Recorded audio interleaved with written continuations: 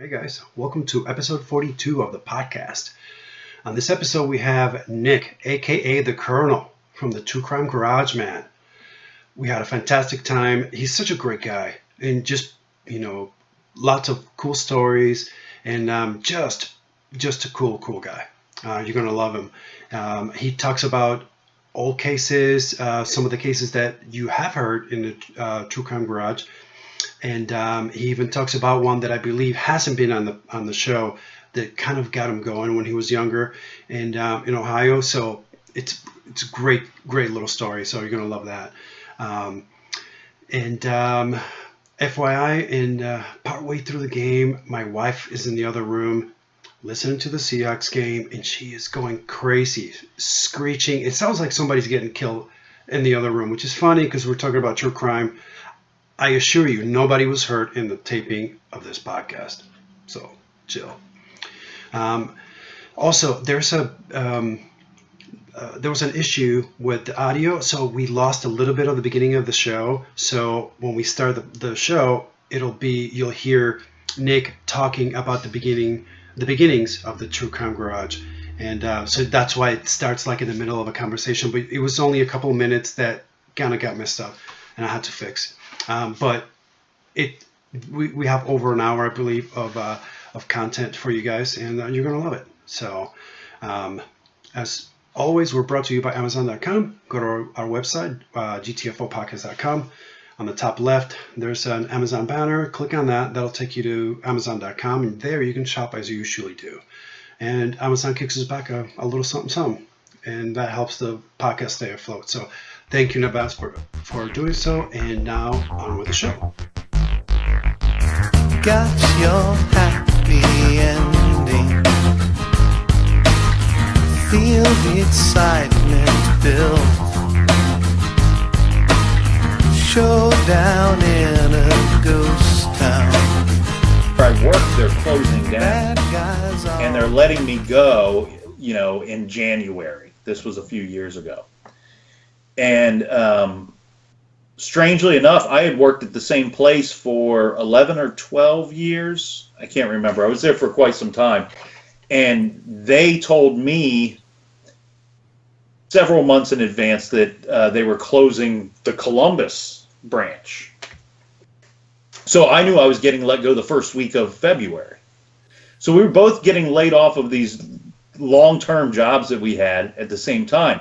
And his whole thing was, he played in a band. Well, the band plays in like Cleveland, Cincinnati, Dayton, Columbus. They don't play in Indiana. And so he would drive every weekend back to Ohio, somewhere in Ohio, and go play these gigs. And so he told me, he's like, since I'm getting let go at my job, since they're closing down that location or whatever, or maybe they got bought out. I don't really recall. Anyway, he said, not only am I out of a job, but I'm moving back to Columbus. Wow. Bonus. Yeah. So I said to him jokingly, I said, we were both getting a severance check. So we were both going to be job hunting, but he and I are better about doing things when we have to, not when we probably should. Better under pressure. Of course. I said, and this was going to be a big change for him, this job and moving back here after several years. And I said, hey, we get together and hang out anyway. These podcasts we both listen to, we could do that. You can tell I just talk and talk and talk and talk. And he's the same way. We would talk about something, some conspiracy or something that one of us had, he was a big coast to coast guy. Oh, yeah. And I'm a big true crime guy, always have been since I was a little kid, and he knew that. Wasn't before the show, wasn't really a true crime guy, but once in a while he'd be like, I was listening to Coast to Coast, and they had this true crime author on there, and now I'm looking up this case and reading about it. I wanted to call you to talk to you about it because, like you saw with Arthur Shawcross, you can pretty much mention just about anybody in the U.S., and will have heard of them if they've had a lengthy criminal career.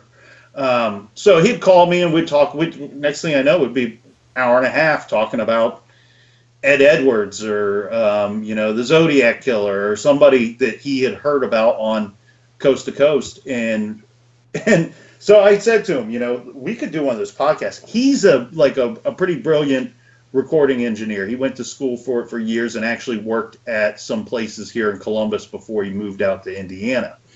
So I knew he knew how to do it. And I knew that I could talk about true crime for for hours. And he goes, well, what's our show going to be about? Because he says to me, he goes, we should do a show on fantasy football, which I don't know why he would say that, because I don't think he's ever fantasy football in his life. Now, I'm quite the dork, so I love fantasy football. I was watching some football games earlier today before we jumped on this call. Mm-hmm.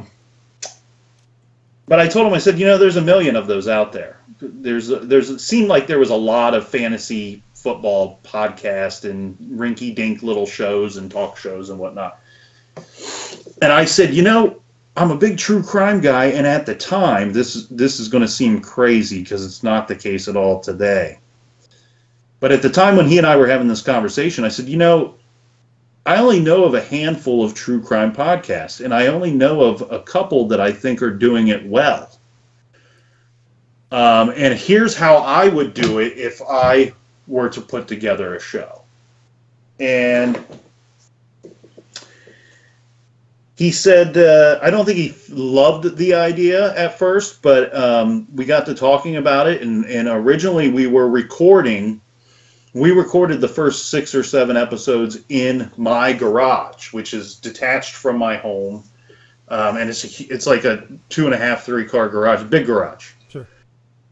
Anyway, we actually recorded some in the garage, and so I just said to him, I said, look, the name of the show is True Crime Garage.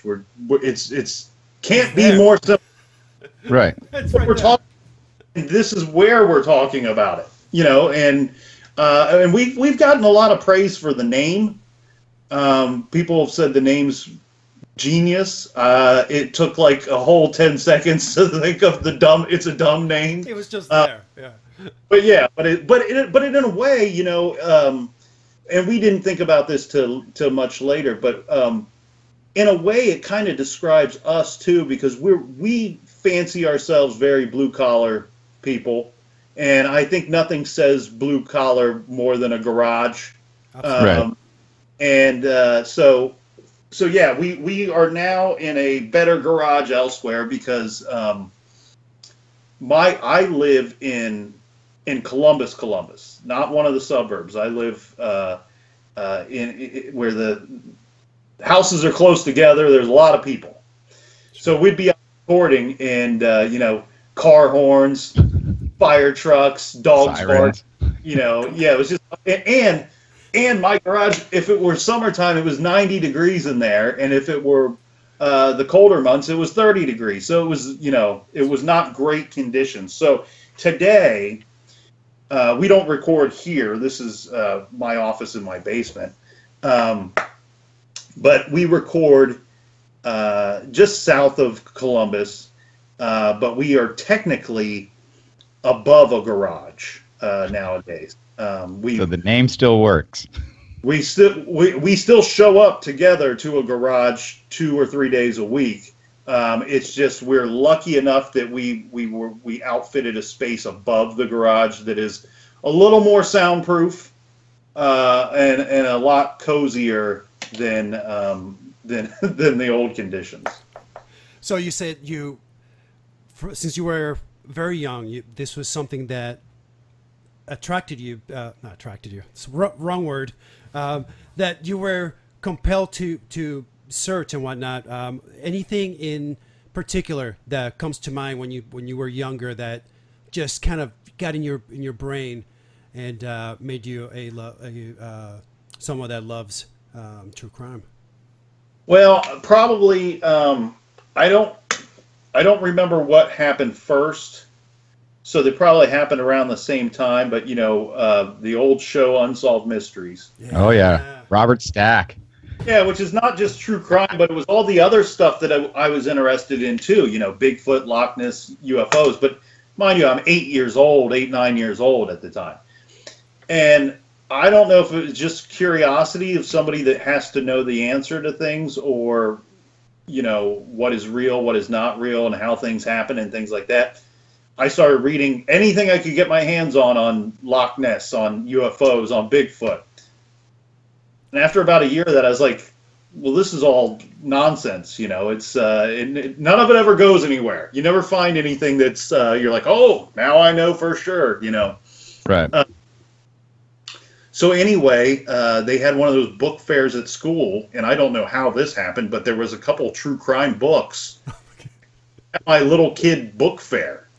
I love those things. It was a pair of books. One was called, and I'm not going to get these names right because I don't still have these books. These are kid books. But one was like the greatest unsolved crimes. And then the other one was like true solved mysteries or something like that. So there was a solved book and an unsolved book. And I remember reading about there's this old case, and I hope I'm saying this right, the Chowchilla Kidnappings. It was about these 3 idiots that decide they're going to kidnap a whole school bus full of children for ransom money. And they were like construction guys. They were like home builders or something like that, and they had recently dug out the basement for this home that they were going to be building weeks later. So they load the bus driver and these kids down into this pit, and they cover it with, I don't know, some kind of metal thing. So they can't get out. They're in the dark down there. And they left them some like jugs of water and a couple mattresses or something like that, silly. I can't remember how the whole thing unraveled. Oh, no, actually, now that I think about it, I can. The bus driver, he's got these, like, small kids with him. Like, these kids are, like, 6 to maybe 10, 11, 12, if that. And he starts saying, we're going to get out of here. Like, he wasn't certain, but he was pretty sure that the people that took him captive left for like the night or something like that. He could feel the temperature dropping, and he was pretty certain that they were out someplace pretty far away, that they wouldn't stick around. And so he gets the idea to start stacking up some of these mattresses, and he's asking all the kids to, this is going to sound weird, to take off their pants, because some of them are wearing belts, and he like was trying to fashion some kind of tool out of the belts and out of the kids' pants, to where he's able to get up there, and they were starting to loosen up this whatever was covering them. Yeah, and they eventually got out, and the 3 guys were caught. And it wasn't a very good plan at all, if I remember correctly. But and it's one of those things you're like, oh my God, thank God, because you know for that day or 36 hours or however long it was, those parents are terrified. And you're talking about, this was like, 16, 17 kids. So you basically have a whole community all sharing the same panic. So when I read about that, I thought, well, this is brilliant. And I loved that story. And then I read the Unsolved book, and that had D.B. Cooper in it, for sure, which is just a fascinating. Another Washington hero. I know. I was gonna say. and then the one that I'll never forget was Lizzie Borden, the old axe murder case from the late 1800s in Fall River, Massachusetts. Classic. And I had to get my hands on everything I could Lizzie Borden to try to come up with the answer myself. And from there, I was hooked. So awesome. So do you have, I mean, this is the wrong word to use, but do you have a favorite, like, serial killer or solved mystery that you really are, like, I guess, obsessed with? Well, I hate to say that I have a favorite serial killer, but there are people that have favorites. They kind of intrigue you, I guess. I would say probably the one of the guys that I don't know that I would label him my favorite, but one of the guys that I've studied the most was Ted Bundy. So he immediately comes to mind anytime somebody asks me a question like that. As far as unsolved cases, I have several that are constantly on my mind. Like if I have some free time or for whatever reason it just pops in my mind, I have to work on it for a little bit. But those for me are typically unsolved Ohio murders, usually like a cold case, because they're easier for me to come to some conclusions because I know the areas. I can envision things, the neighborhoods, the streets, and that's going to sound like something weird to most people, but I get emails all the time from people that are like, I want to get more involved in true crime or study it the way you do. How do I go about that?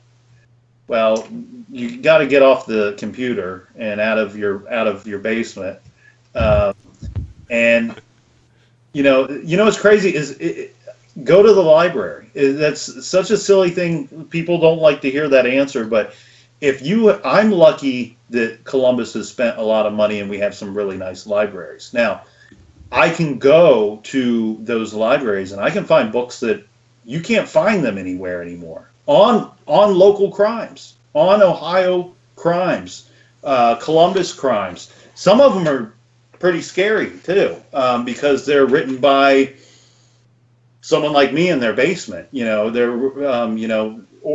others are written by well-known authors. But and then the other thing I say to do is go to the area.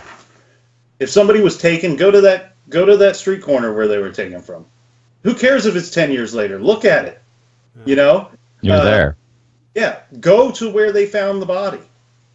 Just to see what it is, because there's things that you can't read about. There may be a pond nearby, or a bridge nearby, or a freeway, that you about. And so I've done that on some occasions with some of these, and so Ohio cold cases fascinate me. There's the Amy Mihaljevic murder, 1989. She was a girl that was abducted by a guy that was calling her home after school, and he took her from a shopping plaza.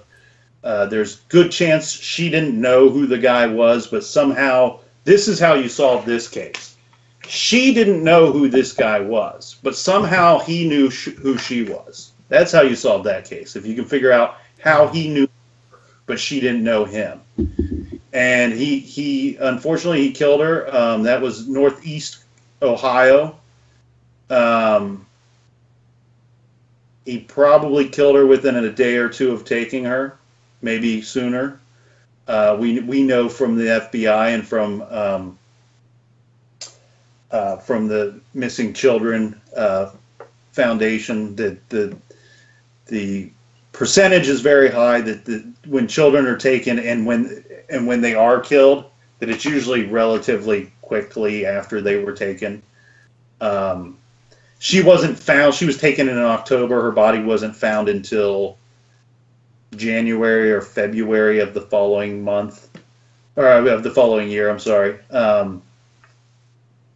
And she was transported about 50 to 55 minute drive from the shopping plaza where she was last seen. Wow. And so I used to have a job, and this is silly because it kind of went with my fascination of true crime. But one of my jobs used to be several days a week. I would be on the road, but just in Ohio. And I would drive around and I did interviews for the Ohio Department of Medicare and Medicaid. So I was interviewing mainly patients to see if they're being treated fairly, if they're not being abused, if they're getting their medication, if they're getting fed properly, all these things. Well, I would drive all over the state of Ohio. Like they'd give me my caseload, and I might have 12 interviews to do in Cleveland on a Tuesday. And then I might have, 10 interviews to do in Dayton, Ohio on a Wednesday. So what I would do is if there was a case that I was fascinated with or a case that I had read about, they always padded so much time for these interviews. Like it was like the days would be scheduled for 11, 12, 13-hour days. Usually I could do the driving, the interviews, the paperwork, and get everything done in 8 hours. So I wouldn't go 2-3 hours out of my way just to do, just to nerd out on a case, an old cold case. But if I happen to be in an area, Amy Mihaljevic lived in Bay Village, beautiful neighborhood. Yeah. An upper class area, an area that you wouldn't expect anything like that. I mean, the homes there, it's like something out of a Norman Rockwell painting, So what I did that when I was up there, I had to go up there for several days, and all I did was I drove from her home to her school, and then from her school to the shopping plaza where she was last seen, just to get an idea of the distance. And things haven't changed a ton there since '89. But I also drove from the shopping plaza to where her body was found, because partly it was on my way home anyway. I was going to have to travel somewhat that route anyway. But the thing what that taught me from making that drive, the one thing that I couldn't get out of my head was, and I'm sure he probably took her elsewhere to have some kind of privacy before she was killed. That would be my guess. But the thing that kept nagging at me while I was driving that day, 55 minutes doesn't seem like a long drive. No. Especially for a guy that drives 10, 12, 13 hours a day all over the state of Ohio. Right. But what I kept telling myself, what I kept looking down at my mile marker, how close am I getting to this location? How long have I been traveling? I'm not in any traffic. There was no traffic. And it kept nagging at me how long the trip felt from that plaza to where she was found. Well, it felt long to me, and guess what? I didn't have something in my car that you shouldn't have in your car, be it alive or dead. Mm-hmm. Right. And the trip felt long to me. So I kept wondering, this guy that took her, whether she was alive or dead on this trip to her final resting place, how long did the trip feel to him? It would have felt like hours and hours and hours, and the guy probably would have been sweating bullets. He would have been pissing himself at some point.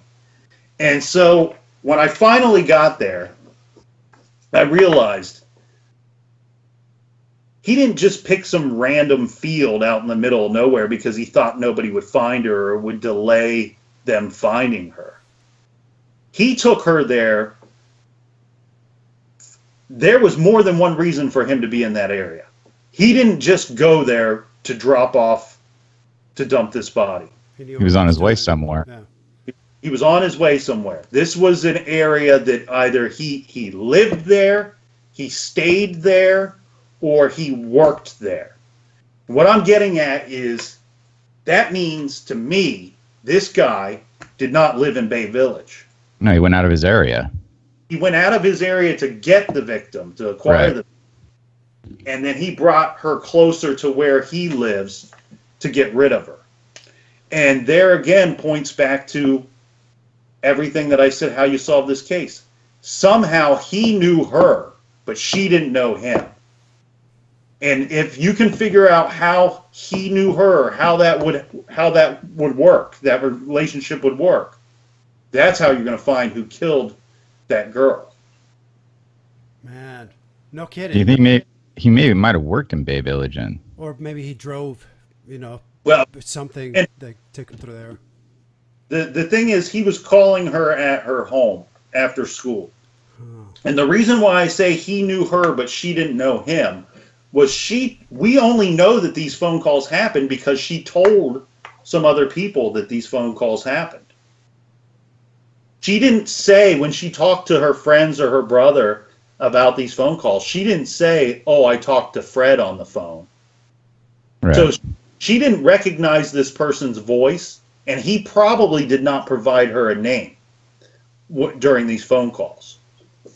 The reason why I say I believe he knew her somehow, he called other girls. And they weren't all in that Bay Village area.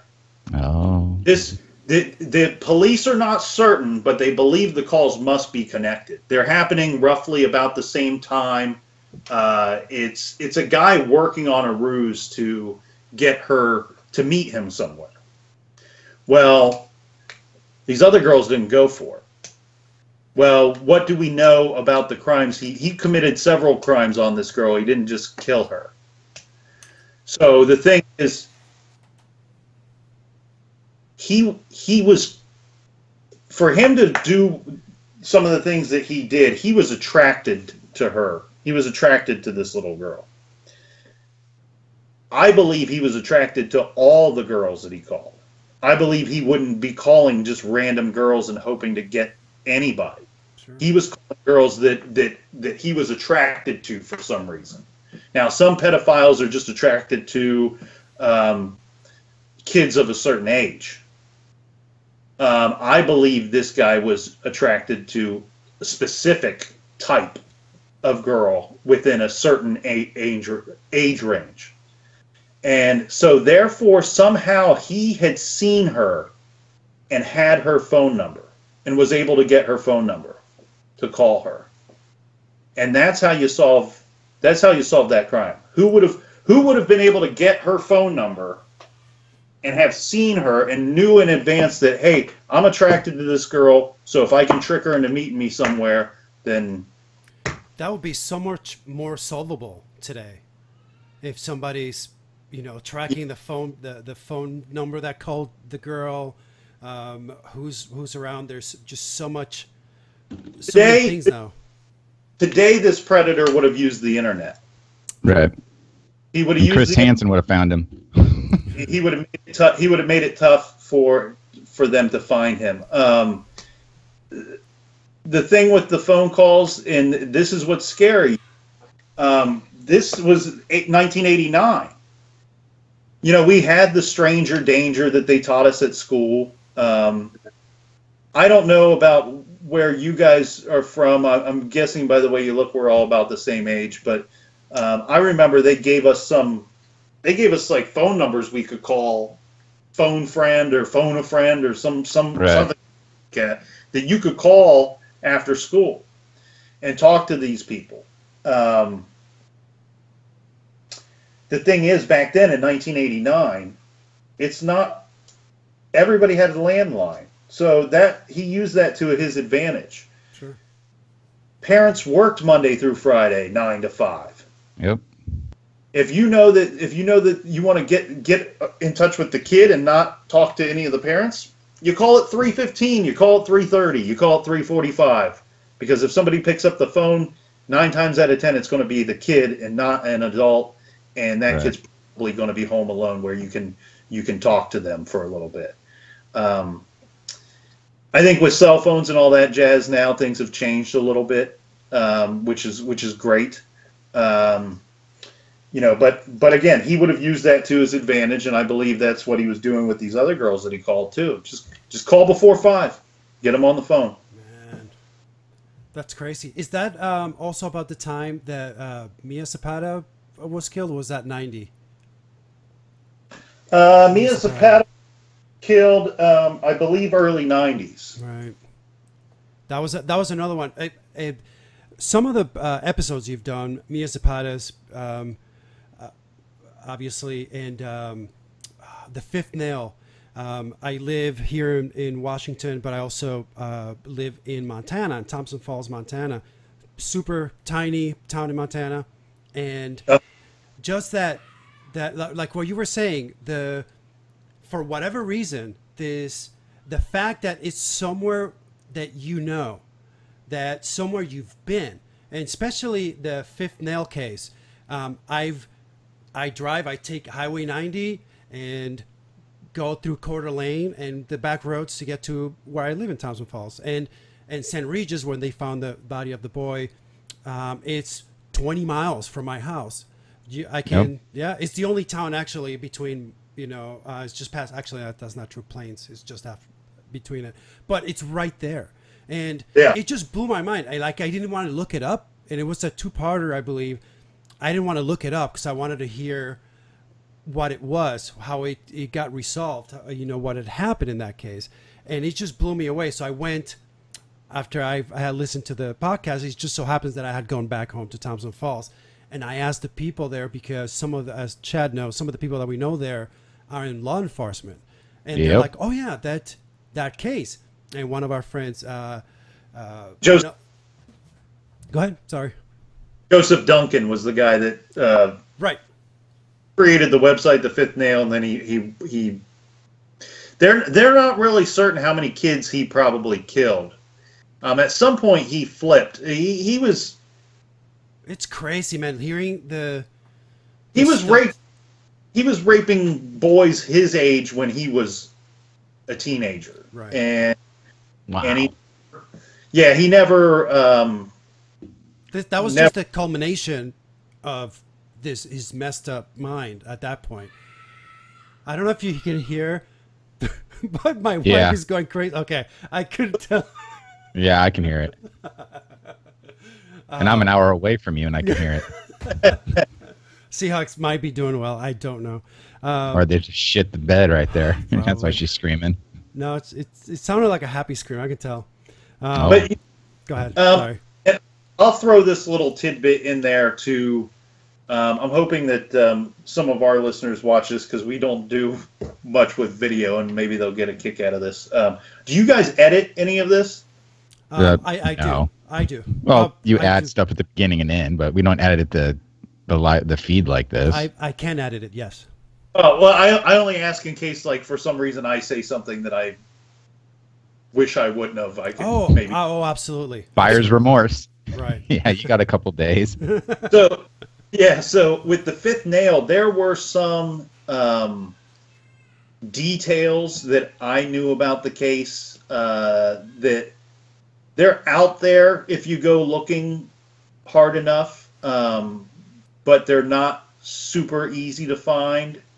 And I purposely didn't, I hope this doesn't disappoint any of our listeners, but they have to understand that I feel some kind of responsibility. I'm not trying to have some sleazy show that's just telling horrible, juicy details just for people to tune in. There were things about that case that I didn't include in the story on purpose. The father, and this is not one of those details, but this is why I decided not to. One, you don't have to use your imagination very long to, think about what horrible things he probably did once he took these kids.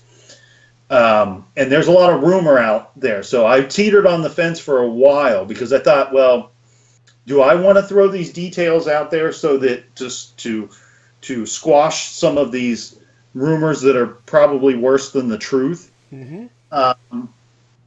Or do I just leave it alone? And I chose to let it alone because the father, the biological father, he freaked out during the trial because these details were coming out, and they had to come out during the trial. They had to. And some of this was videotaped and pictures as well that were included in portions of that trial. Now, we could never imagine what he went through as a father, nor should we try to spend much time on that anyway, trying to imagine that. But he freaked out during the trial and told the judge that he wanted everybody arrested that was present at the trial, including the judge, and he wanted all of them charged with having willingly viewed child pornography. Whoa. And he has a point. Yep. I mean, you can't arrest everybody and you can't charge them all with that, but there might have been a more tactful, tasteful way of running that portion of the trial. And because he freaked out, and I hate to use freaked out because it sounds like he did something wrong. But because he was that adamant about it, I chose to leave out some of the details that I knew about, regardless if he's going to hear it or not. Regardless if he's going to listen to my little show or not. It wasn't out of respect to anybody. It just seemed like the right thing to do. It was not necessary. You didn't feel it was necessary to make the Right. podcast more compelling. And Well, it wasn't worked. necessary for the story either. Right. But we have people, and I have their backs too, because when I do the research on a case, I try to find out everything. Sure. Now, there's good and bad with that, because there's things you can't unsee, there's things you can't unknow. Right. No. But then I believe I have a certain responsibility to decide what makes it into the show and what doesn't make it into the show. And there are some people, some fans of true crime, whether it be TV or podcast or books, they want to know every single detail, and they feel like you did them a disservice if you don't, unveil, if you don't show them or tell them everything. Yeah, just look under every rock. I recently, it's funny, again, I have gotten so into this, and I just want to hear every podcast that's on true crime, and I've heard the same cases done by different people, and some people do it. Like I said, I love the way you guys do it. And that's probably one of the reasons why I like your show that much. I listened to another podcast, and I realized, I was like, I'm not going to be able to listen to this podcast anymore, because I listened to this 911 call, and I have 2 daughters, and I hear this 911 call of this little girl calling 911 while her mom is, I don't know what happened in this thing. Sorry. I don't know what Every happened. show. Right. Every show you hit that. I know. Shut up. I'm Puerto Rican. I swing my arms around. I don't know what's going to happen. And as far as I can hear, this woman is getting killed in the next room. And this little girl is trying to do her best to impart that and telling these people, please hurry and get here. And this lady's like, I hear you, honey. Blah, blah. I try to talk to this girl. Dude, I was like, somebody freaking punched me in the stomach. I'm like, I can't. Yeah. It destroyed me that whole day. I'm like, I was so depressed, and it was like, nobody should hear that. Nobody. You can't unhear it. Yeah, exactly. That's in my head forever. Now, granted, somebody doesn't necessarily have to be that you have to have kids to be that empathetic towards it, but it just so it doesn't happens help with me. Exactly. It just happens with me, and you're right. Somebody will think, yeah, that's great that they did that, but man, I didn't have to listen to it. It was crazy. Right. It's hard to take, because you can hear. Another one was, and I can't remember if it was your case or not. It might have been, no, it was I think it was one of the like serial like podcast where this guy left his kid in the car, and the kid passed away, and it's a well-known case that it's somewhat current, and yeah, the dad that was sexting with people. Yeah, exactly. So in I that, think work sexting with people while the poor kid was in the car. Yeah, but so the weird thing is in this podcast that I can't remember the name of it now. They start talking about the fact that that's a thing that happens often where people leave their kids, and it's not actually most of the time it's by accident. And and then they tell you, and like this case, and they freaking put, again, those 911 calls just freaking will kill you. And they put this 911 call of a judge who just realized he left his kid in the car and it's dead. And it's his call. He just killed his kid. And the pain in that guy, I shut it off, sat down and cried. And I'm like, I can't, that's just horrible. I'm feeling this guy's pain, and I can completely, I know what that is. It's like happening to you, basically. You know what I mean? And that's just, you know, they say that that's a thing, and I believe that, but I mean, we never did it. I have kids. That never for a second happened. And do you know anybody that's ever did it? I don't know anybody. Now maybe somebody wouldn't say, but I'm close enough to my friends and have known almost all my friends for 20 years or more. My friends would straight up say, "Hey, look, man, I have to tell somebody this. The other day, it was only for 20 minutes or whatever, but I left my son in the car, you know." So it's weird that that's a thing, but like I said, there's three of us here, perfectly normal people, and we don't think we know anybody that's ever done that. Well, I've done it purposely. Well, no, when my son was a baby, I mean, he'd be like, a year old, 2 years old, and he's sleeping in the car, and he's, hasn't napped all day. I'd leave him in the car while he's sleeping, and then he'd go out. I'm not that far away. I park right in the driveway. I can look out the front window and see him. Yeah, but you're not. See if he's awake. It's not windows rolled up, 100 degrees outside or whatever. No. Yeah, exactly. No. It's just the forgetting and the fact that this guy had breakfast with the kid. Well, and that was his whole excuse, was that he forgot, that he just didn't know the kid was in the back seat. Wasn't it out of his routine or something like that? Right. He didn't necessarily have the kid in the mornings, and so he just didn't think about it.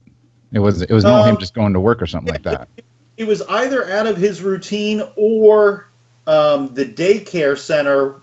Like here we have Chase, the big bank. We got several giant Chase buildings where it's like a city inside the damn building.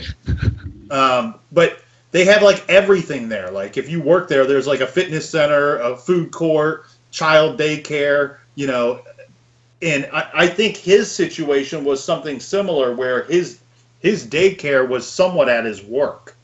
And it was one of those things that I think he thought, because he did the same thing every day. Kid's there. I think he just thought he dropped the kid off. Yeah. But he went back to the car. It's a bunch of things.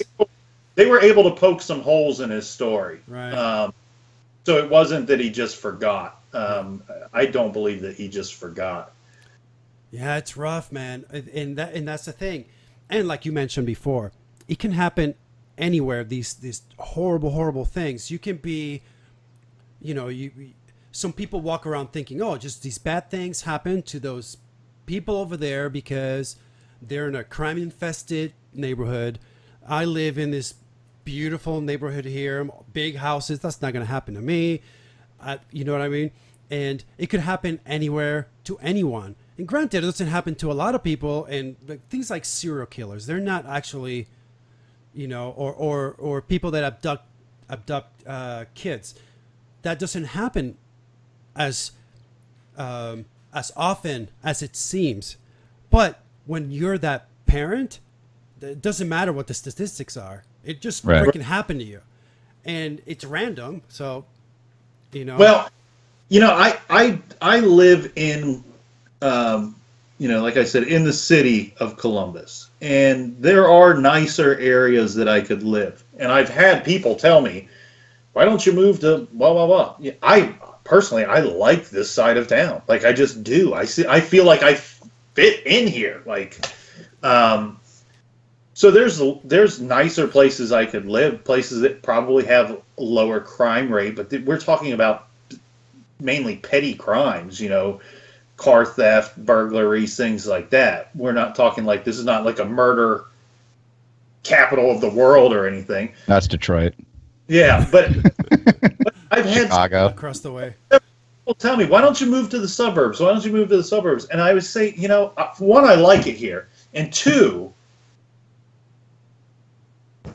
crazy can happen anywhere. everywhere. I mean, Sandy Hook, one Yeah. of the most tragic crimes of our lifetime, and that was considered to be one of the most perfect places in America to live. Crazy doesn't know if it's a good neighborhood or a bad neighborhood, nor does it care. Yeah, crazy don't care. Yep. Period. Right. Yeah, it's so crazy, man. And like I said, it's like one of the things that keeps me interested is the fact that you find out, holy crap, like again, like the fifth nail is my perfect example of that I didn't know. It happened through a place that I drive through all the time, and it's something that not only that a lot of the people that I know knew about it, and nobody ever. They're like, oh yeah, this kid, they found him down the street. Yeah, that's where it was. I'm like, dude. Well, and one thing, you know, with our show, and the fifth nail is a prime example of this. There's so many crimes out there. First off, the truth is stranger than fiction. I mean, you couldn't 100%. I love Stephen King, but he couldn't write some of this, you know? The fifth nail is a prime example of that. That's a crime nobody could even imagine, dream up in a million years, but yet it wasn't super well known. It was, you would think that something that horrible, everybody would have known about Joseph Duncan. Exactly. Everybody, but they don't. Yep. People don't. There are people that live near the damn place and didn't know anything about it. Yeah, that's what I swear to God, man. I'm turning around like, are you kidding me? This is, when you connected it to St. Regis, I'm like, I think I might have called Chad, or I'm like, dude, this happened. Yeah. Where was I? Down the road. Yeah, where was it that this happened and nobody ever told me? This is insane. So it completely changed the way. And the weird thing about that area is you have Montana, and then you have the very thin strip of Idaho and Washington. Panhandle. You can be, if you head out of Montana from where I live, in 30 minutes I'm in Idaho, and 45 minutes I'm in Washington State. Yeah, and Spokane. And thank you for getting that too, because my partner, the captain, God love him, I love him, but sometimes he's a bit of a smartass, you know, when I'm trying to tell the stories.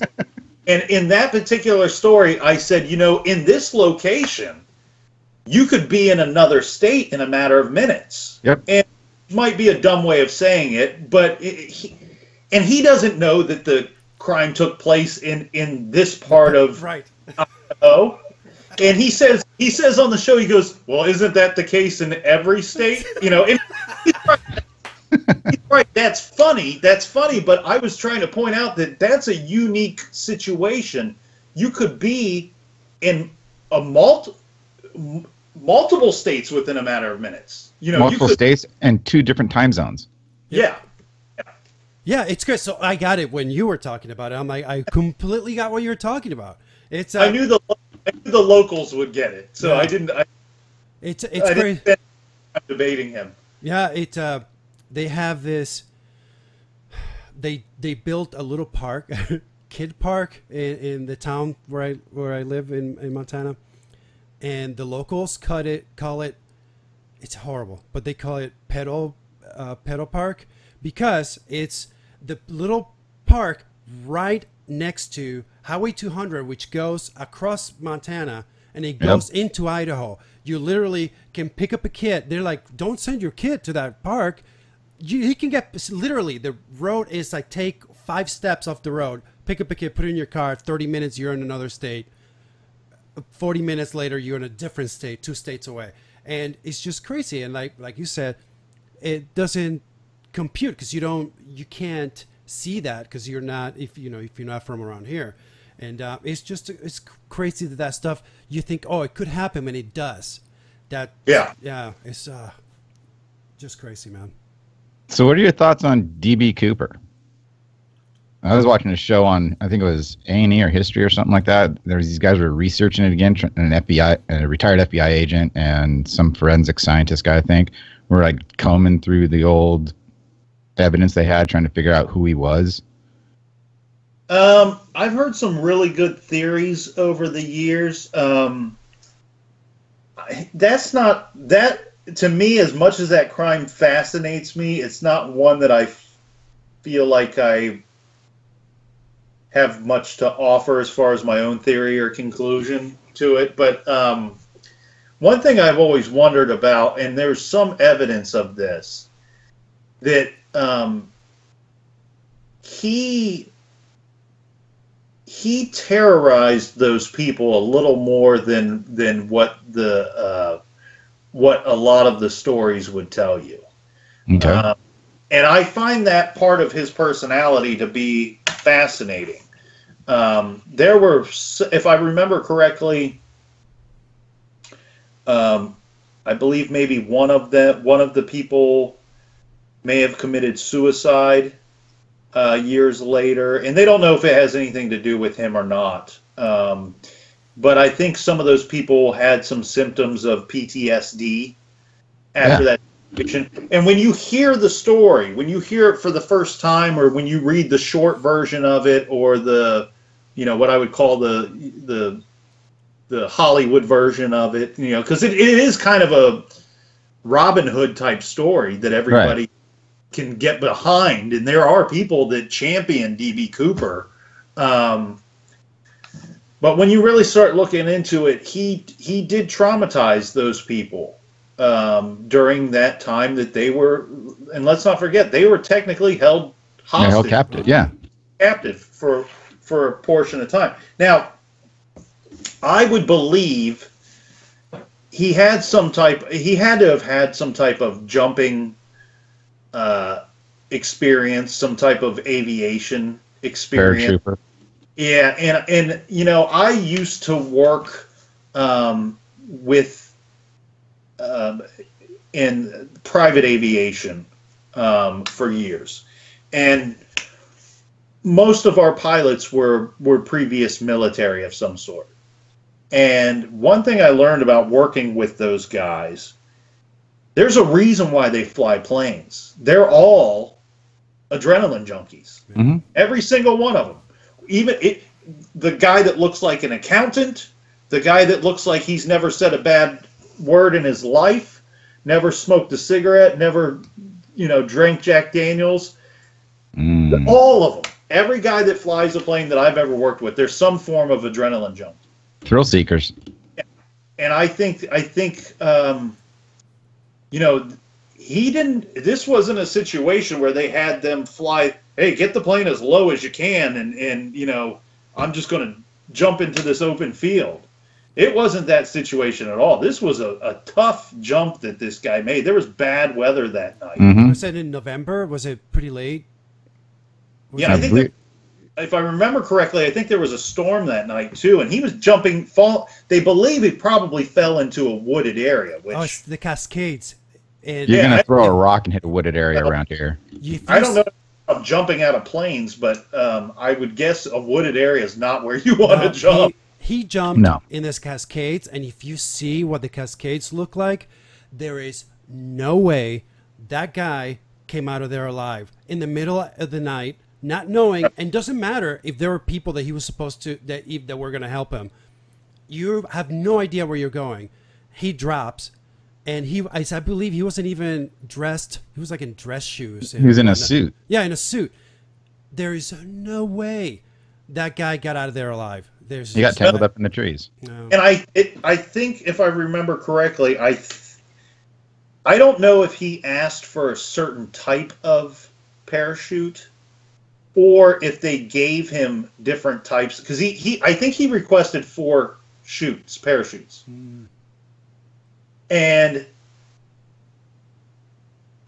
you have to forgive me because I haven't looked into this case in some time, so I'm trying to remember. I'm trying to remember if he requested a specific type of parachute or if he just requested 4 and they gave him different types of parachutes and he was able to look at them and identify that they were in fact different, and he took 2 of the same and leaving the different ones behind. I think that's how the story goes. But then that would show you, regardless whether he requests it or identifies it, he has some experience, prior knowledge. Yeah, Sure. yeah.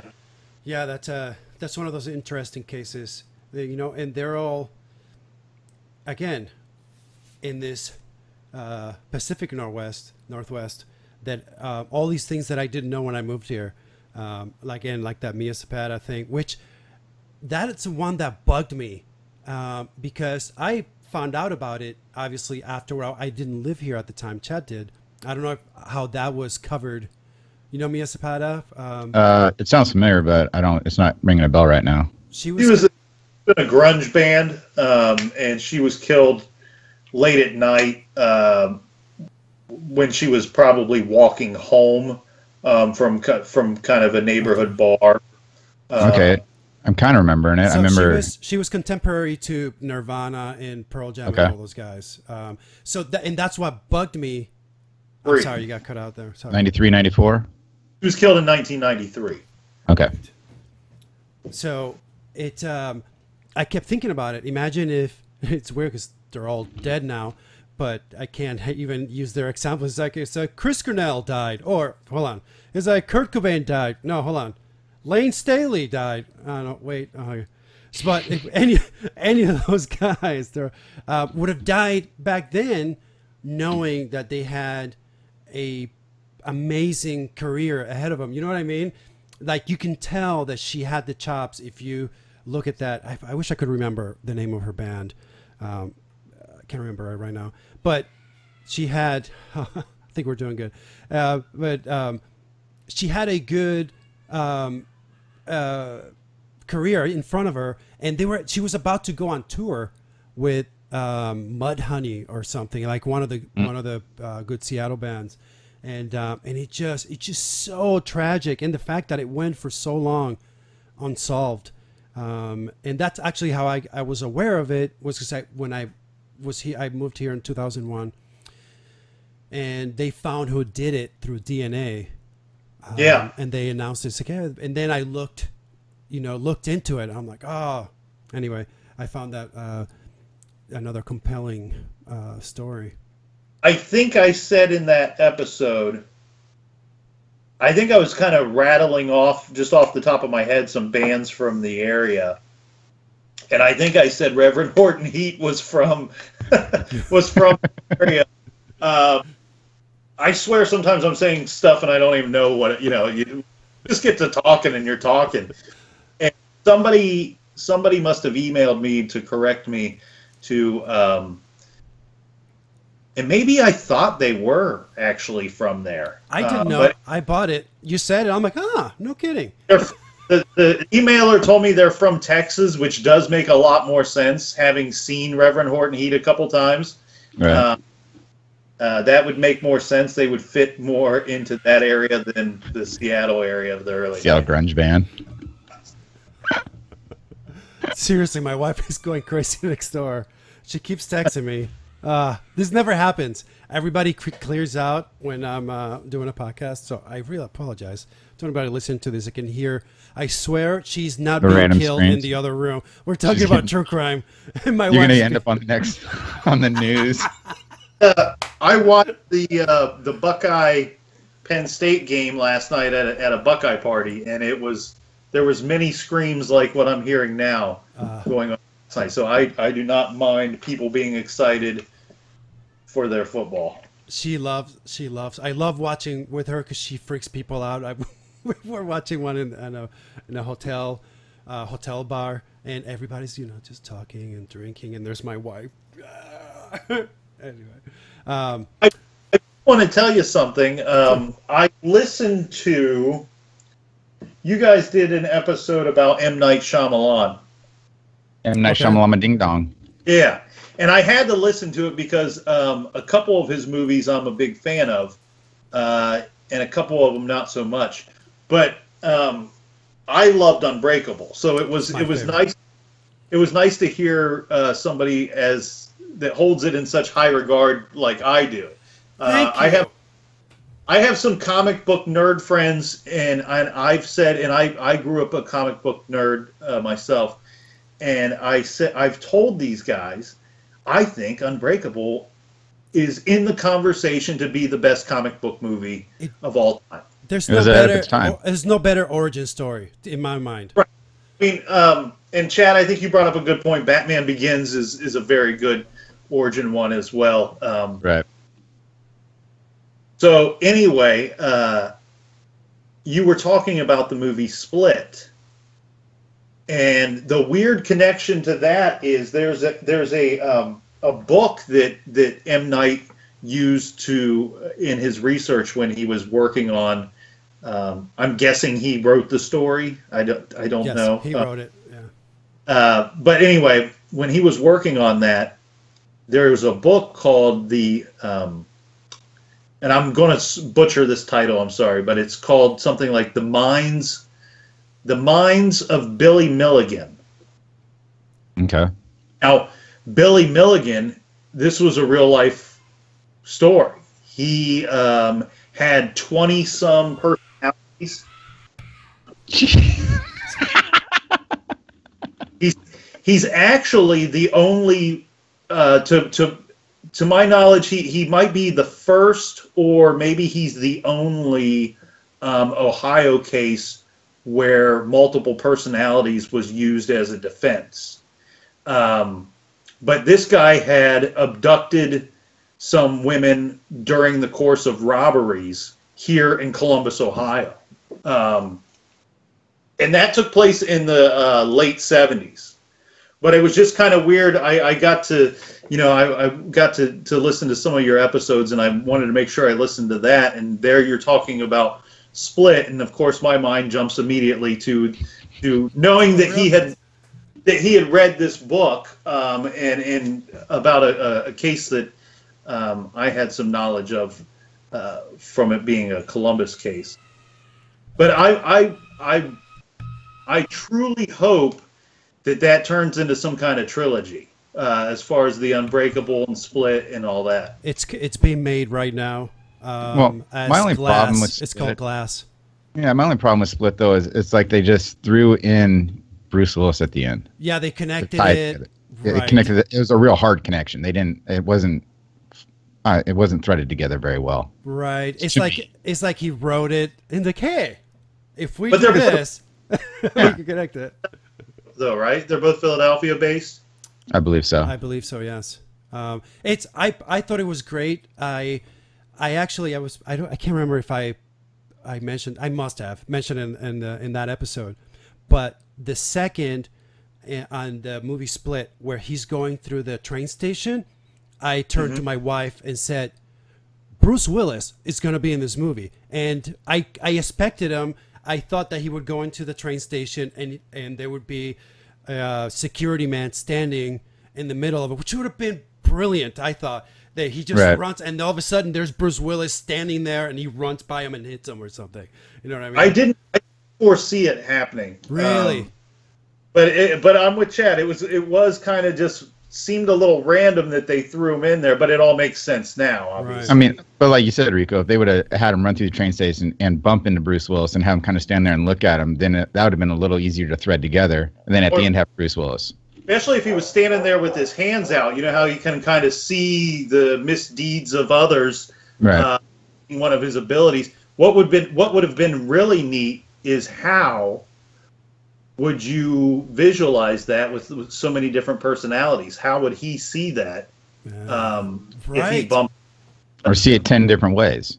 Yeah, Can you it's imagine? different perspectives. And that sets him on his heels because he doesn't know what's happening because he touched one guy and sees 20 different things happening. Could almost be by this person because he wouldn't be able to understand what he's seeing.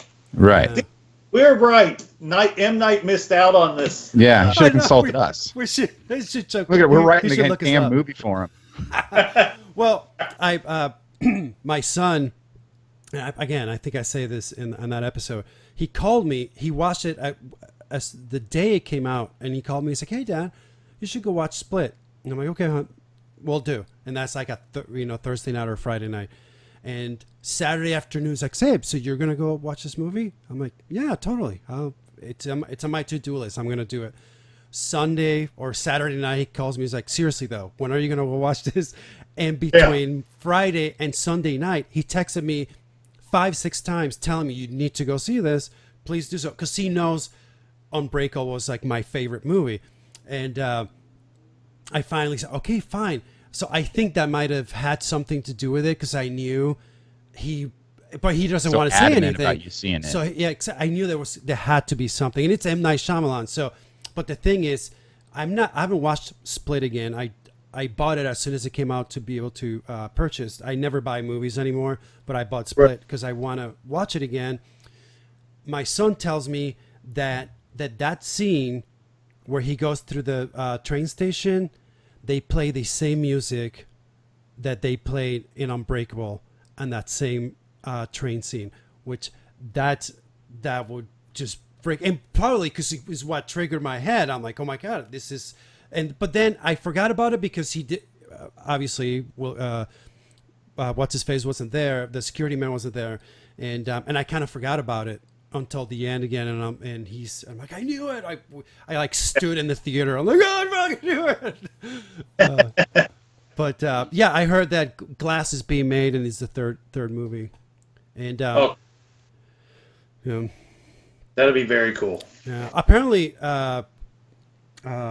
Bruce Willis and Samuel L. Jackson have been bugging M. Night Shyamalan. They're like, as soon as they did it, they loved the movie so much. He's like, we need to do more of these, and we're on board. Whenever you do it, call us and we're here.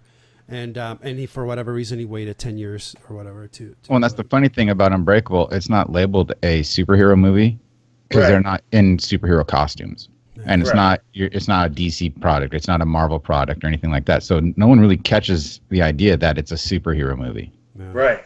I think that's where it gets lost. I watched it 3 or 4 times this year because I had one of my kids. They watched Split, but I didn't know that it was connected to Fifth Element. Really? To Unbreakable, and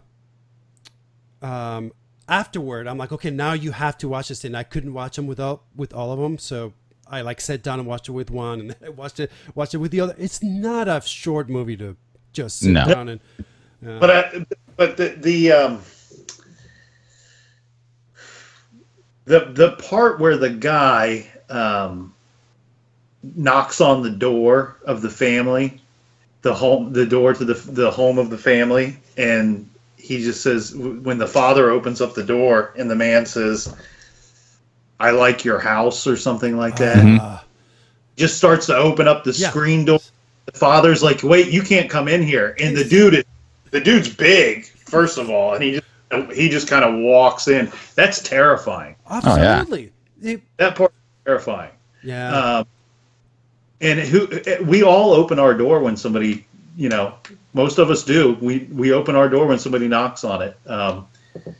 Because of that movie, though, I do keep the screen door locked at all times. So at least it's going to slow them down a little bit before. Yeah, for like 2 seconds. Ask me. I know we have this false feeling of protection from glass and screen door. I'm like, dude, I can literally shove my hand through and have your hair, and you're done. And I mean, not me in particular, but that could happen. And I was gonna say, you've been working out. Not really, but I'm fat, so I can throw a lot of weight. Just throw your weight on. Yeah, I got you. Totally. It works. Physics, man.